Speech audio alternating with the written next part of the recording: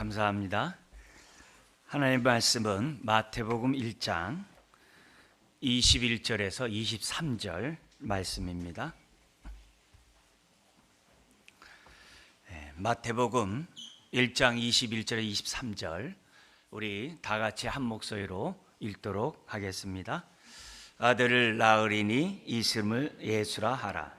이는 그가 자기 백성을 그들의 죄에서 구원할 자이심이라 하니라. 이 모든 일이 된 것은 주께서 선지자로 하신 말씀을 이루려 하심이니 이르시되 보라, 처녀가 잉태하여 아들을 낳을 것이요 그의 이름은 임마누엘이라 하리라 하셨으니 이를 번역한즉 하나님이 우리와 함께 계시다 함이라. 아멘. 메리 크리스마스. 네, 반갑습니다. 우리가 이 크리스마스 했을 때 그 크리스는 이 그리스도를 갖다가 이제 크리스토스라고 그래요. 그래서 거기서 이제 마스는 예배예요. 그래서 주님의 나심을 우리가 즐겁게 예배하자 해서 메리 크리스마스 이렇게 인사를 합니다.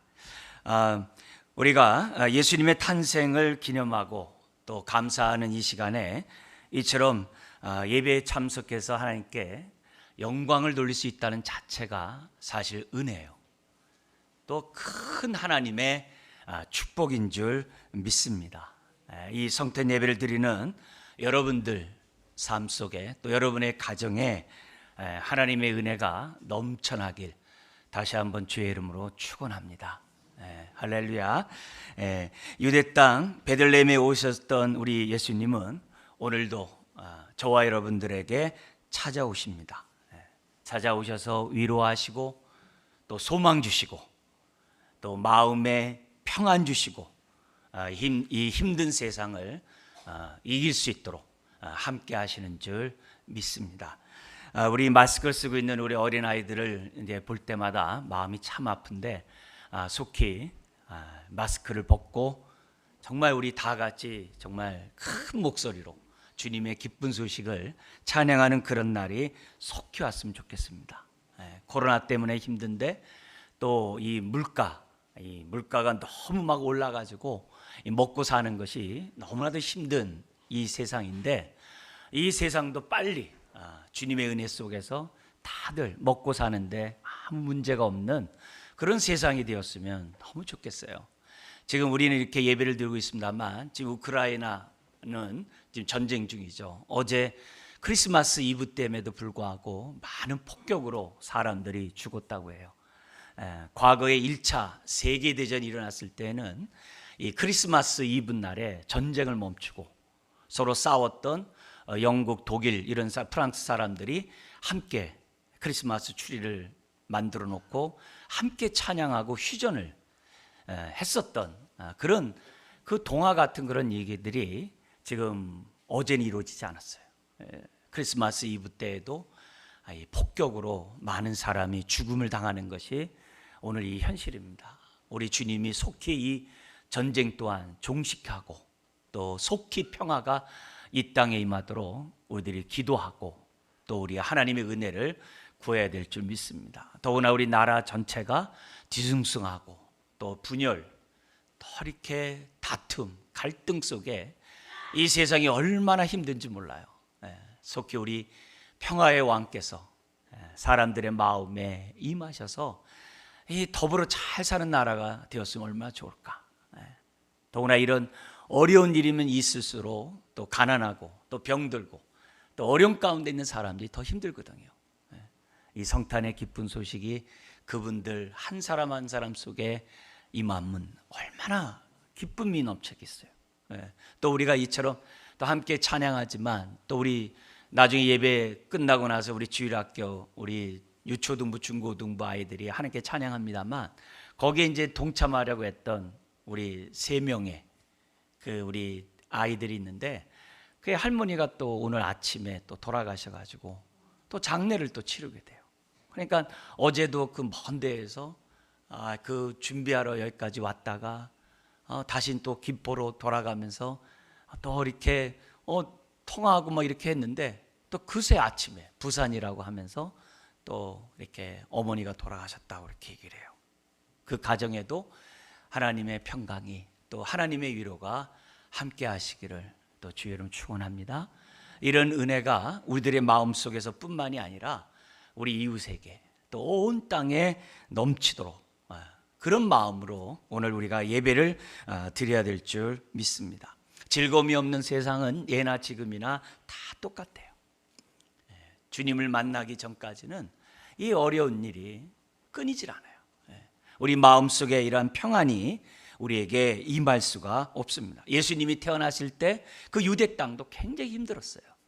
로마 압제 속에 있었고 헤롯이라는 그 왕의 폭정 속에서 유다 백성들이 시달려만 했거든요.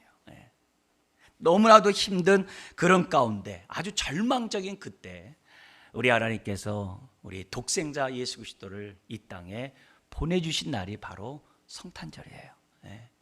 정말 소망 없고 정말 너무나도 힘든 그런 가운데 예수님이 이 땅에 오셨어요. 성탄절이 뭡니까?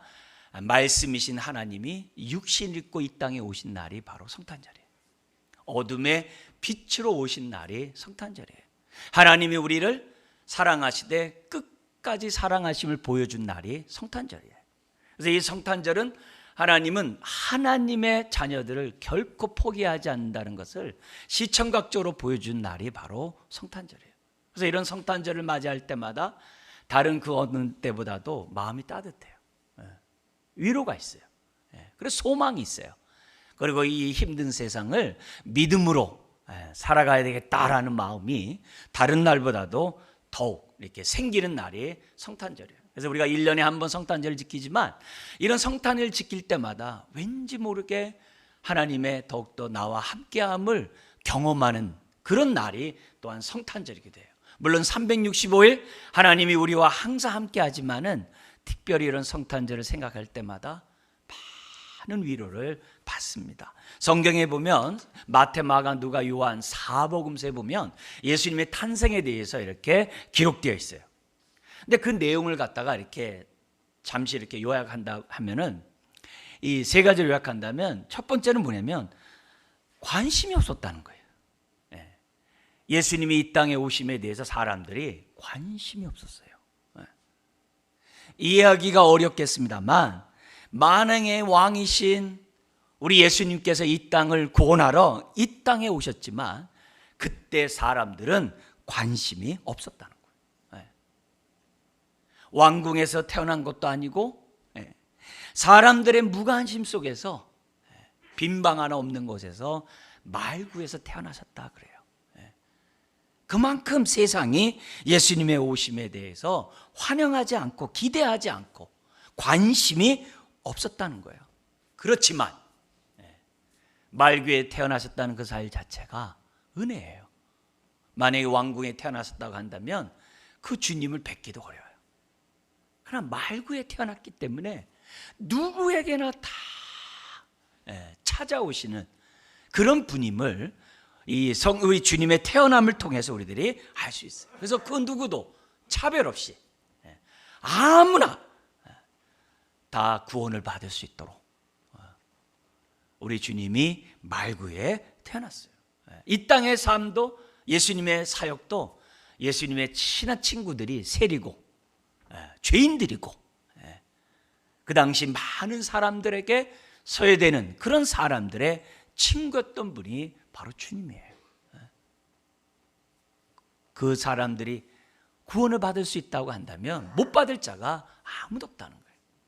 그리고 두 번째는 예수님의 성탄에 대해서 사람들이 기대하지 않을 뿐만 아니라 두 번째는 뭐냐면 예수님이 이 땅에 오셨는데도 사람들은 나름대로 주님 오신다라고 기도를 하고 주님 오신다고 하면서 예루살렘 성전에서 예배드리고 그것도 화려한 예배를 드리고 많은 사람들이 예수님이 이 땅에 오기를 원합니다 라고 기대하면서 예배를 했다는 거예요. 문제가 뭡니까? 예수님을 통해서 하나님의 뜻을 이루고자 하는데 관심 있기보다는 나 살기 힘들어요. 내 필요한 것을 채워주세요. 내가 이런 어려움이 있어요, 이런 문제들 해결해 주십시오라는 자기 필요만을 위해서 주님의 이 땅에 오심을 사모하고 있었다는 거예요. 그래서 하나님의 뜻과 다른 거예요. 주님을 사모하는 그 마음이 하나님의 마음과 그들의 마음이 다르다는 것을 보여줘요. 그러나 세 번째로, 하나님은 오늘 본문 23절에 있는 것처럼 이사야의 예언에 따라서 약속하신 대로 독생자 예수 그리스도를 이 땅에 보내주셨어요. 예수님이 이 땅에 올 때 세상은 고요했어요. 아주 고요했어요. 그러나 하늘은 천지개벽이 일어났어요. 예수님이 이 땅에 오심에 대해서 이 땅은 고요했지만 하늘은 천지개벽이 일어났어요. 누가복음 2장에 보니까는 예수님의 탄생을 나타낸 그 묘사가 나오는데 뭐가 나냐면 천군 천사, 수많은 천군 천사들이 예수님의 탄생을 환호하면서 영광을 올려 들었다라고 기록되어 있어요. 그래서 뭐라고 기록되어 있냐면 그 천사들이 하나님을 찬양하면서 이렇게 찬양합니다. 지극히 높은 곳에서는 하나님께 영광이요, 땅에서는 하나님이 기뻐하시는 사람들 중에 평화로다 하면서 천군 천사들이 합창하면서 하나님의 영광을, 정말 독생자가 이 땅에 태어난 것을 찬양하는 그런 모습이 있어요. 그런데 이 성탄에 대해서 우리 하나님이 만백성이 환영하고 찬양하지 않지만 그 주님의 탄생에 동참하도록 초청한 사람들이 있었어요. 가장 대표적인 두 사람을 얘기한다고 한다면 그 당시 사회에서 소외되고 관심 없고 너무나도 어려운 삶을 살아가는 목자들, 양떼를 지키는 목자들을 초청하셨어요. 천군 천사들이 나타나가지고 지금 아기 예수가 태어났다라고 가장 먼저 알려준 사람이 목자들이었어요. 양떼를 치던 목자들이었어요. 성 밖에서 그 추위에 그들이 예수님의 탄생하신 그 모습을 보면서 영광 돌리는 그런 은혜를 경험하게 했어요. 그리고 또 초대한 사람이 있어요. 누구죠? 이스라엘 안에 있는 사람들이 아니라 저 동방 페르시아에 있는 정말 새날이 오기를 사모하는 그 동방 박사들을 하나님이 초대를 했어요. 그리고 예수님의 그 탄생에 자신의 정말 그 기쁨을 표현할 수 있는 기회를 그들에게 주셨어요. 다른 사람도 아니에요. 가장 소외되고 또 이방인에게 하나님은 이 성탄의 기쁨을 갖다가 동참할 수 있는 은혜를 줬어요. 그렇다고 이스라엘 안에서 사람들에게는 기회를 안 줬을까요? 아니에요. 누구에게요? 학수고대하는, 예수님의 이 땅에 오심을 정말 학수고대하는, 이사야의 예언뿐만 아니라 성경에서 예언한 그 메시아가 오기를 학수고대하는 사람들에게는 우리 하나님이 예수님의 탄생을 볼 수 있는 은혜를 줬어요. 가장 대표적인 사람이 누구냐면은 시몬과 안나 여선지자예요. 그들은 하나님의 성전을 떠나지 않고 기도로 섬기는 자라 이렇게 돼 있어요. 그런 자들이 예수님의 그 탄생, 정말 첫 장자들은 하나님의 것이기 때문에 하나님 앞에 정말 결례 예식을 드리는 그런 일이 있어요. 그걸 드리러 마리아가 아기 예수를 정말 성전에 데리고 왔을 때 정말 비둘기, 정말 가장 가난한 자들이 그 예배 때 드리는 그 제물이 그 비둘기거든요. 그 비둘기를 가지고 그 어려운 삶 속에서 하나님 앞에 예배를 드리러 나오는 그 마리아를 영접한 사람이 누구였냐면 성전을 떠나지 않고 메시아가 오기를 사모했던 이 시므온과 안나, 그 여선지자들을 갖다가 여선지자들에게 주님을 볼 수 있는, 그래서 영광을 돌릴 수 있는 기회를 하나님에게 주셨다는 거죠. 누구보다도 예수님의 이 성탄에 대해서 주인공인 우리 여러분 잘 아는 마리아와 요셉에게는 어떻게 하셨을까요?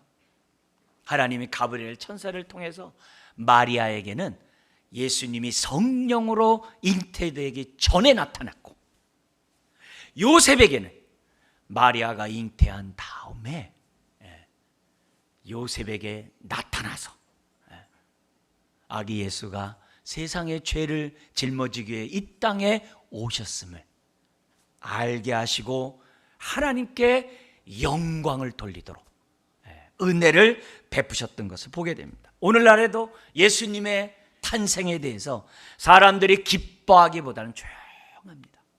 예수님이 탄생했을 때 상황처럼 조용합니다. 조용해요. 조용히. 왜 그런가 했더니 아까 우리 천사들의 그 합창의 내용에 보면 답이 있어요. 아까 천군 천사들이 목동들 앞에서 뭐 어떻게 찬양했어요? 물론 하나님 앞에서 찬양하겠죠. 지극히 높은 곳에서는 하나님께 영광이요, 땅에서는 뭐라 그랬어요? 하나님이 기뻐하시는 사람들 중에 평화로다. 모든 자가 즐거워하고 평화가 아니라는 거예요. 누구에게?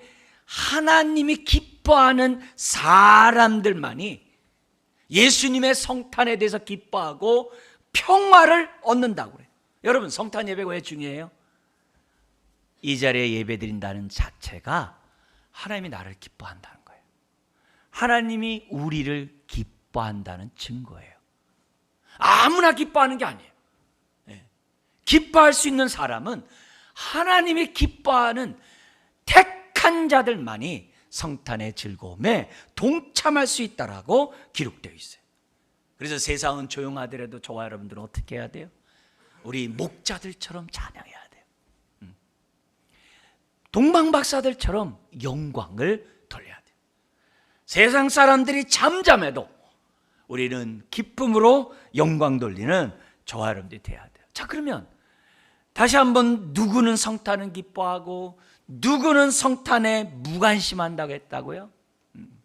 하나님이 기뻐하는 자가 누구예요? 오늘 21절에 보면 답이 나와요. 어떤 사람을 하나님이 기뻐하시는가? 누구를 기뻐하시는가? 21절에 있어요. 21절을 우리 한번 같이 한번 또 우리 화면에 따라 읽어볼까요? 아들을 낳으리니 이름을 예수라 하라. 이는 그가 자기 백성을 그들의 죄에서 구원할 자이심이라 하니라. 여기에서 뭐에 주목해야 돼요? 누가 하나님의 기쁨을 입은 자고 누가 성탄에 동참할 수 있다고 그래요? 거기 답이 있는데, 자기가 죄인임을 아는 자. 다른 사람이 아니에요. 자기가 죄인임을 아느냐 모르느냐에 따라서 성탄이 즐겁고 즐겁지 않느냐가, 외치고 외치지 않는 자가 나타난다.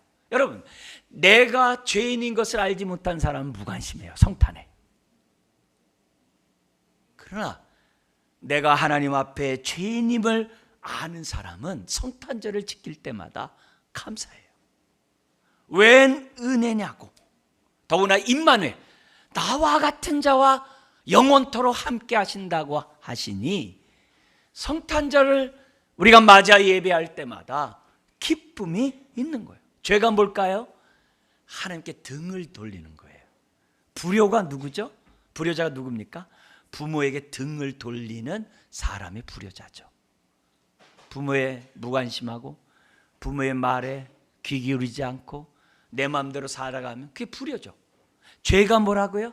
하나님께 대해서 등을 돌리는 사람, 하나님에 대해서 무관심하고 하나님의 말씀에 대해서 귀 기울이지도 않고 그냥 내 마음대로 살아가는 그거, 선악과를 따먹는 게 다 뭐예요?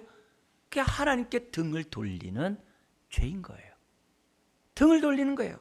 그래서 오늘 여기 보면은 여기 23절이 구약을 인용한 거예요. 보라, 처녀가 잉태하여 아들을 낳을 것이요 그의 이름을 임마누엘이라. 근데 이게 누구냐면 이사야 선지자가 예언한 내용이에요. 근데 요 이사야 7장 14절에 있는 그 배경이 뭐냐면은 그 당시에 우리나라에 남북이 나눠져 있고 중국, 러시아 이렇게 강대국이 있잖아요. 미국도 있고.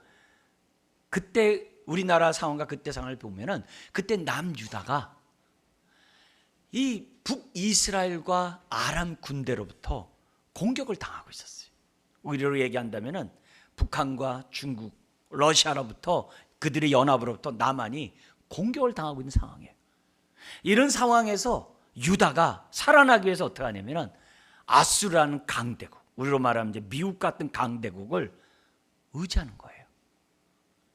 그러니까 하나님이 이사야 선지자를 갖다가 왕에게 보내가지고 너는 아수르를 의지하지 말고 하나님을 의지하라. 그런데 이 왕이, 아하스 왕이 싫어요. 나는 눈에 보이는 강대국을 의지할 거예요. 그렇게 하면서 이사야의 정말 하나님의 말씀을 거절해요. 듣지도 않아요. 등을 돌려요. 근데 그 결과 오히려 아수르에게 먹혀가지고 온갖 고통을 다 당하고 어려움에 처해요.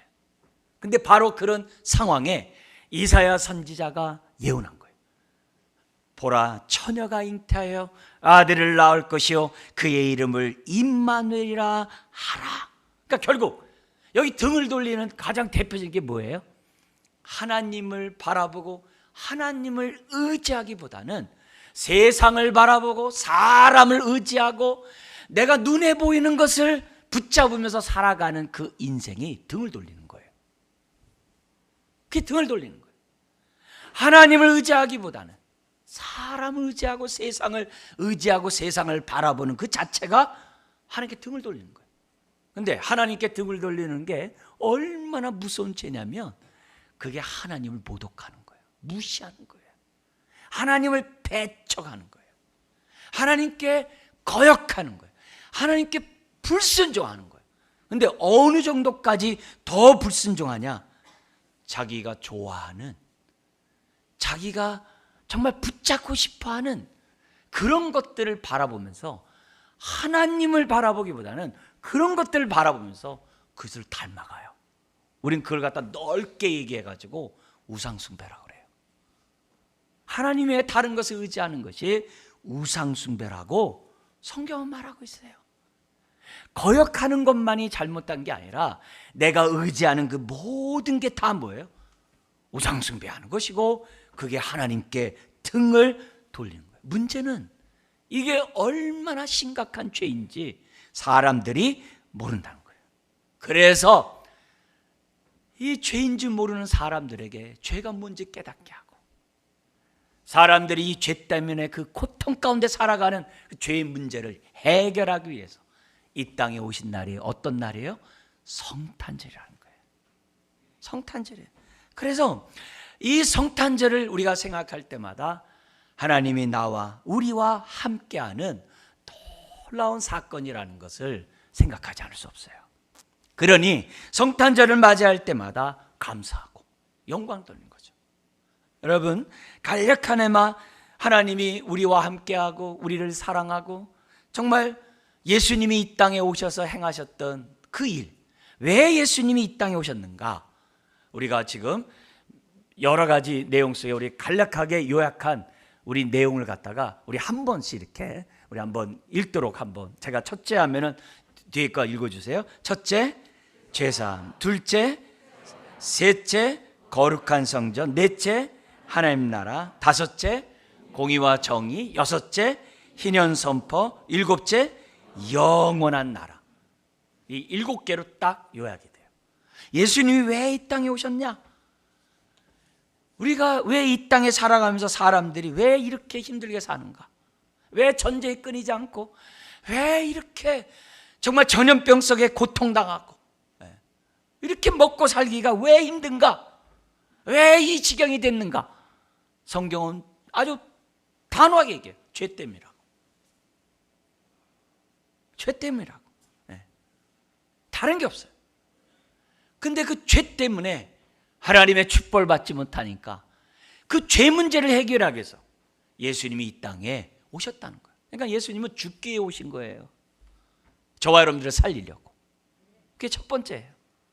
그게 첫 번째. 세상의 모든 고통은 다 죄로부터 오는 거예요.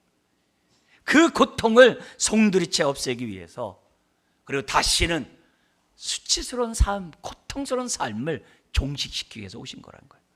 두 번째가 뭐라고요? 새 언약, 한 가족. 하나님이 우리의 아버지가 되겠대요. 하나님이 우리의 목자가 되겠다예요. 네. 우리를 잃어버린 양같이 유리하는 양이 아니라 주님 품 안에 안아주는 자녀로 삼겠대요. 그게 새 언약이에요. 하나님의 자녀로 저와 여러분들을 부르기 위해서 오신 거예요. 세 번째가 뭐라고요? 거룩한 성전. 멀리 내버려 두는 게 아니라 아예 우리 안에 성전 삼고 계시겠대요. 그래서 거룩한 하나님이 우리 안에 거하려면 어떻게 돼요? 죄가 없어야 되잖아요. 그래서 죄를 먼저 없애신 거예요. 왜요? 거룩한 하나님이 계시는 마음, 성전이 되도록. 네 번째가 뭐라고요? 네 번째 뭐라고요? 하나님 나라가 이 땅에 임하도록. 진정한 이 땅의 왕이 누구냐? 로마 황제도 아니고 헤롯 대왕도 아니고 예수님이 이 땅의 왕이신 것을, 하나님이 이 땅의 진정한 왕인 것을 보여주고 이 땅에 하나님 나라가 견고하게 세워지도록 이 땅에 오셨다는 거예요. 다섯 번째가 뭐라고요? 공의와 정의가 살아있음을 보여주라. 그래서 주님이 이 땅에 오셔서 정말 이 권세자들, 이 불의와 불법을 행하는 그런 부자들, 이런 자들을 다 낮추세요. 그리고 힘들고 어려움 가운데 있는 그런 사람들을 다 높이세요. 그런 일들을 행하기 위하여 이 땅에 오신 거예요. 공의와 정의가 살아있다는 것을 보여주기 위해서. 여섯 번째가 뭐냐면 희년의 선. 희년은 뭐냐면 50년마다 이스라엘 백성이 안식년을 지키는 해가 희년이에요. 희년이 되면요, 빛이 다 탕감돼요. 종되었던 자들이 다 자유케 돼요. 빼앗겼던 논밭이 다 자기에게 다시 돌아와요. 자기에게 다시 돌아오게 돼요.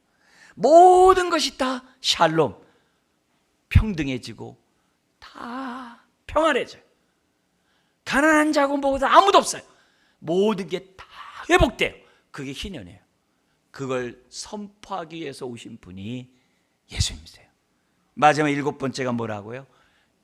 영원한 나라. 눈에 보이는 세상의 끝이 아니라 영원한 나라가 있다는 것을 보여주시기 위해서. 그래서 다시 오실 주님을 준비하고 예배하는 삶을 살아고 어떻게 살 것인지를 보여주기 위해서 오신 거예요. 오신 거예요.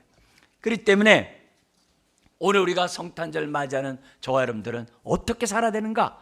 이것도 우리 7가지 우리 한번 간단히 요약했어요. 우리 한번 이제 첫째 한번 읽어주세요. 첫째, 말씀에 순종하라. 둘째, 하나님이 함께 하시는 삶을 살. 셋째, 안식과 자유. 그리고 하나님의 형상을 닮아.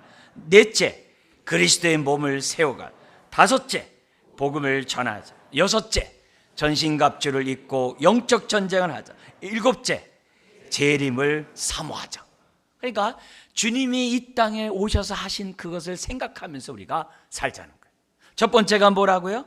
말씀의 순종. 왜요? 우리는 언약 백성이니까. 언약의 말씀에, 구약은 옛 말씀, 신약은 새 말씀이잖아요. 그 말씀에 따라 우리가 살아가자. 왜 사람이 불안하고 두려울까요?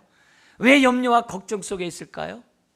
왜 사람들이 낙심과 좌절할까요? 왜 탐욕과 정욕 가운데 왜 자기 일에 빠를까요? 왜 사람이 경건의 모양을 했지만 경건의 능력이 없을까요? 다른 게 아니에요. 이거는 하나님 없이 살기 때문에 그래요. 마음에 임마누엘, 하나님의 정말 인도하시는 은혜 가운데 우리가 살지 않기 때문에 그래요. 스스로 살 수 없다는 증거가 뭐예요? 불안하고 두렵고 염려가 있는 거예요. 그런데 말씀에 순종할수록 마음에 평안이 와요. 두려움이 와요. 이겨요. 걱정들을 하나님께 맡기게 돼요. 그래서 우리가 말씀에 따라 살아야 돼요. 뿐만 아니라 두 번째가 뭐라고요? 하나님이 함께하는 삶. 우리 다른 말로 하면 임재 속에서 살아가자. 그래서 우리가 뭐예요? 예배를 드리고 하나님과의 어떻게 돼요? 교제를 누리고, 오늘도 동방박사처럼 하나님을 이처럼 예배하는 거예요. 예배하는 거예요. 세 번째가 뭐라고요? 안식과 자유 그리고 하나님의 형상을 닮아가자 그래요. 여러분, 우리 주님이 이 땅에 오신 이유는 참된 안식을, 참된 평화를, 진정한 자유를 주기 위해서 오셨어요. 그래서 어떻게 하라고요? 하나님을 닮아가라고. 우리가 하나님의 형상을 따라 지음받았다고 그래요. 형상을 따라 지음받았기 때문에 우리는 누굴 보여줘야 돼요? 우리를 보면 하나님을 보여줘야 돼요.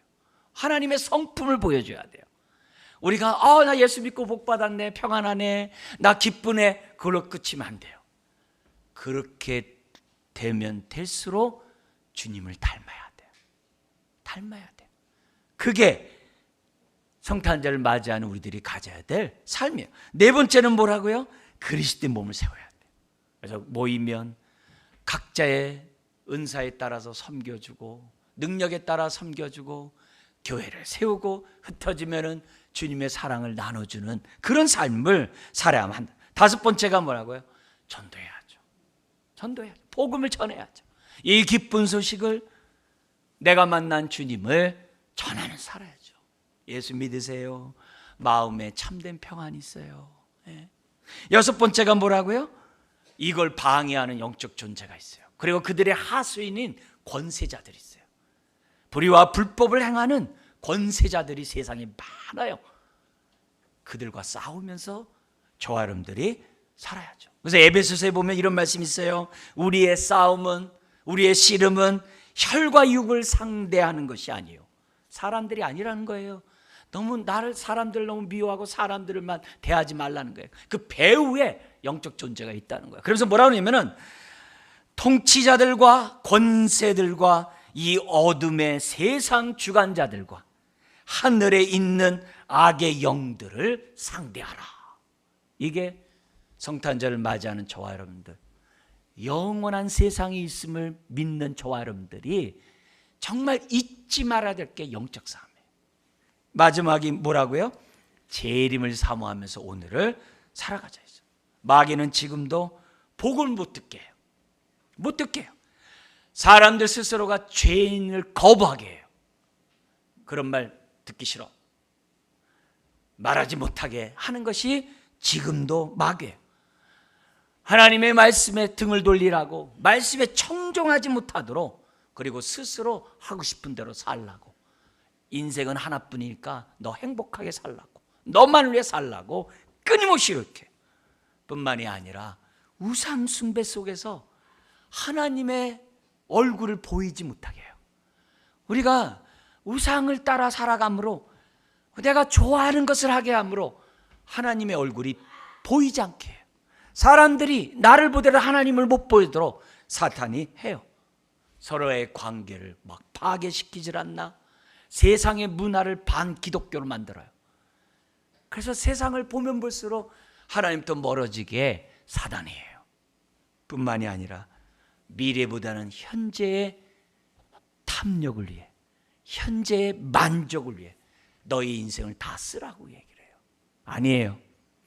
다시 오실 주님 생각하면서 우리는 정말 이 하루하루의 삶을 살아가야 돼요.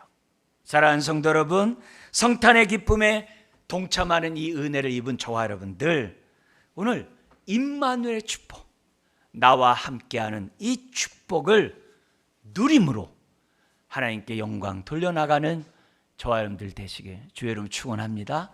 우리 또한 내년에 성탄절 예배를 드릴 때 다시 한번 임마누엘의 그 은혜에 감사하면서 더욱더 온전히 예배하는 저와 여러분 되시길 주의 이름으로 축원드립니다. 기도하겠습니다. 하나님 아버지, 오늘 예수님이 정말 나를 찾아오시고 우리를 찾아오시고 이 땅에 찾아오시니 감사합니다. 오늘 다시 한번 우리의 마음을 어루만져 주시고 눈에 보이는 것만을 바라보고 살아가는 인생이 아니라 영원한 나라를 바라보고 우리의 영혼을 생각하며 이 땅을 살아가는 하나님의 자녀들 되게 하여 주옵소서.